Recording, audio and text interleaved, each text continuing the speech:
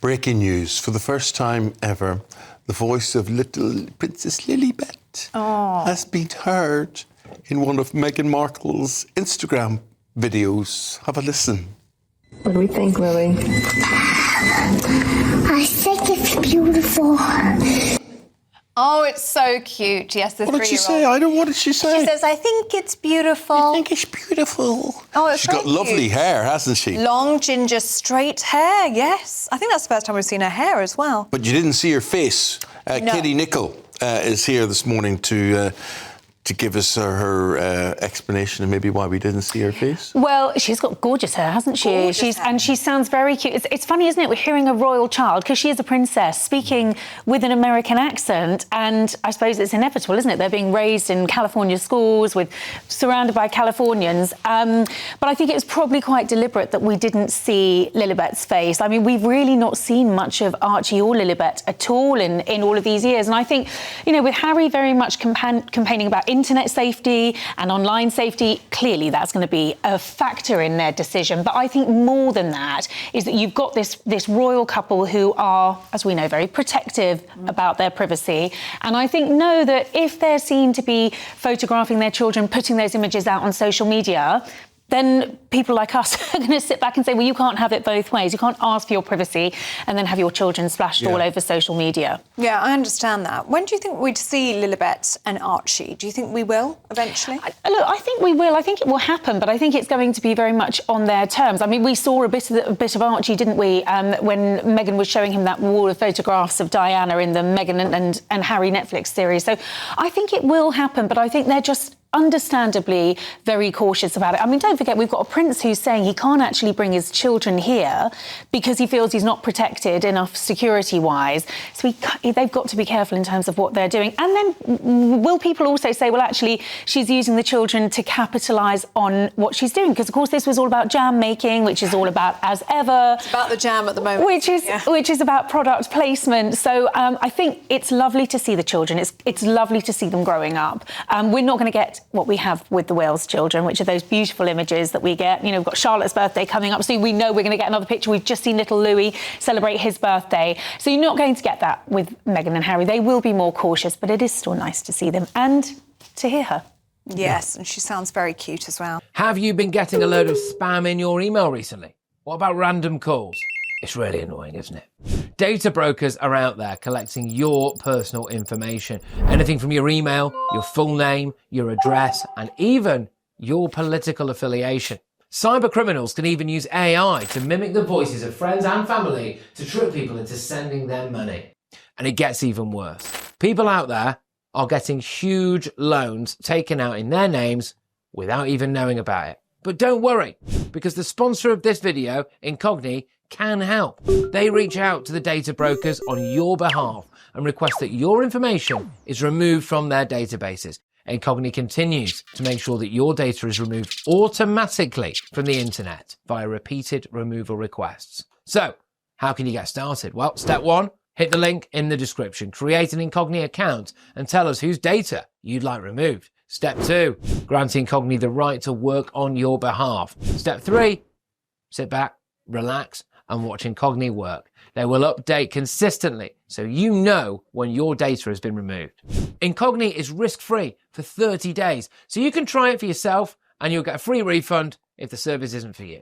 So take back your personal data today with Incogni. Use the code GBNews using the link in the description below and you'll get 60% off an annual payment plan. Now, tomorrow's an exciting day, isn't it? Because it is the 14th wedding anniversary of the Prince and Princess. Can you believe that? No, I can't believe that. 14 years ago. Excuse me, I can't believe you were still at school. I was still at school. What? Yes, I was still at school, 2011. Katie and I were sitting working outside We were. on the Mall. I remember it was my very, very first big international broadcast for the Americans. I was doing it for GMA and for the BBC. And it was just such a huge occasion. We were all so nervous. We knew that this was massive. It was going to be a huge broadcast, a huge moment. And 14 years on, it's an amazing achievement. They're going to be up in Scotland visiting the Isles of Mull and Iona for their wedding anniversary, which I think is lovely because they've got a very close connection with Scotland. Don't forget, they met at the University of St Andrews. So Scotland is close to their hearts. and for Catherine to be back at work after, you know, her whole health journey in the past year, I think it sends out a really nice message, actually, and it's a place that's special to both of them. So it'll be lovely to see them in Scotland together. They're just the loveliest couple, aren't they? They really are. They're very happy. They've been through so much. They have. They're very happy. I think they're very in love. I think, you know, you go through an experience like that and it makes or breaks you. Either brings you closer or it pushes you apart. And these two have come together, and I think, you know, they're going to get an amazing reception in Scotland. I think it will be almost like a coming home. And of course, it's Catherine's first proper overseas trip since her whole health issues. So it's quite significant in that respect as well. I mean, we've seen William travelling around the world, you know, haven't we? And been very, very busy sort of picking up the mantle. But the first time we've seen Kate on an overseas. And I think we will see more of it. There's a lot of speculation that there'll be an overseas tour possibly later this year. But, you know, she has said she's still in remission. She's not out the woods. You know, please God, she's going to stay cancer-free for a very long time. But she needs to pace herself. So trips like this around the UK, I think are really important. Yeah. When it comes to presentation of royal events like this, out of courtesy, the broadcasters have to go to the royal family and inform them or ask them about the presenters they have for these shows. And they went to William and they said, and he said, and who is presenting for Sky News? And they said, Eamon Holmes will be presenting for Sky News.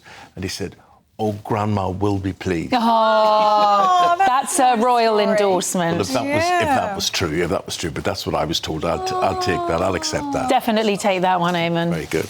Imagine the late Queen watching you. That's lovely. Well, can I just say that just on that note of them watching, they do watch it, because I was told that after that wedding, William and Kate went back to Clarence's house. She still had all her hair done up in her tiara. And when the hairdresser went to take it down for that evening do, they were in there sort of, I think they'd changed into toweling robes, and they were sitting on the bed watching the playback of the BBC. Really? Yeah, they watched the wedding back themselves. Watch it all back? Yeah, well, you would, wouldn't you? Well, you would. You'd be like, how did I look? Was the kiss all right? Did we kiss twice or was it just once? How did it look? Very good. Well, you look very well since the last time we talked. Thank you. Issues and whatever. Thank you. You look very good, and you sound very good as well. And we're going to hear and see you and hear you again 9:15 this morning, OK? I look forward to it. Thank you very much indeed. Lots of people commenting on the fact that she's got an American accent, but that's no surprise, really. It's not a surprise because, of course, you know, she's grown up in America and she's surrounded by Californians, and so both of them have an American accent. But when you consider they are prince and princess, it's unusual. I mean, I think it is very sweet to hear her. You shouldn't become used to it, because I think they will be quite limiting as to how much exposure these children actually get. Tell people why you think that is. Well, I think they're going to be very careful about images like this, and you don't see her face, right? You see this beautiful red hair, but you're not seeing her face. We've actually seen very little of the children's faces, and that's the first time we've ever heard her speak. And I think that is very much because, as we know, privacy is at the forefront for this couple. You know, Harry's made it clear he doesn't even feel safe coming to Britain without that police protection because he thinks his family's at risk. He and Meghan have lobbied very heavily for online safety. If you know, and that includes not posting pictures of your children on Instagram. So they've done it carefully. But I think, you know, a bit like William and Catherine, who would probably rather not have images of their children, even on their birthdays, splashed across the front pages.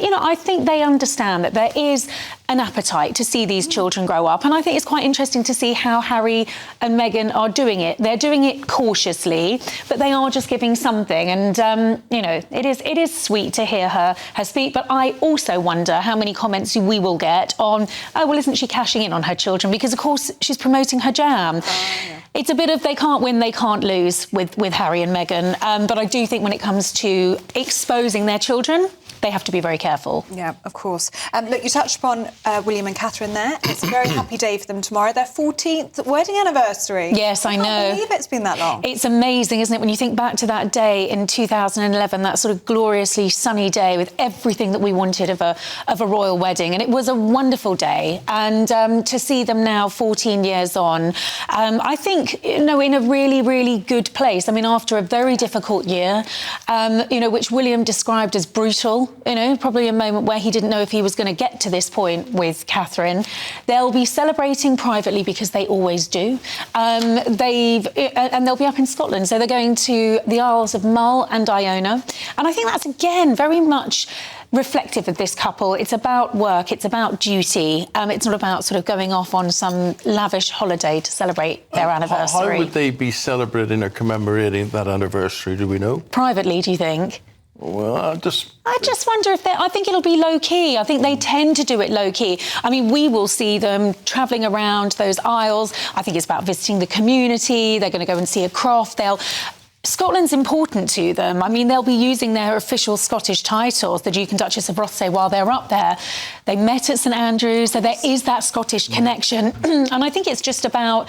it's also significant because, of course, it's Kate's first away since her cancer diagnosis. So I suspect and predict there will be a rapturous reception for her and him, almost a sense of sort of homecoming. I mean, that link between the royals and Scotland is very strong. Late Queen died there. She loved Scotland. They loved Scotland. So I think it's lovely that that's where they're going to be for their 14th wedding anniversary. And as to how they spend it privately, it'll probably be a lovely dinner. It'll probably be low-key. I mean, they walk. They both love nature. Yeah, they love to be out in nature. I think they'll enjoy the fact that they've left the children behind and they're having a couple of days in Scotland, somewhere that's really special to them both. They will enjoy it. Katie, thank you very much indeed. Lovely to see you. Lovely to see you both. As always. And congratulations to the Prince and Princess of Wales, 14 years.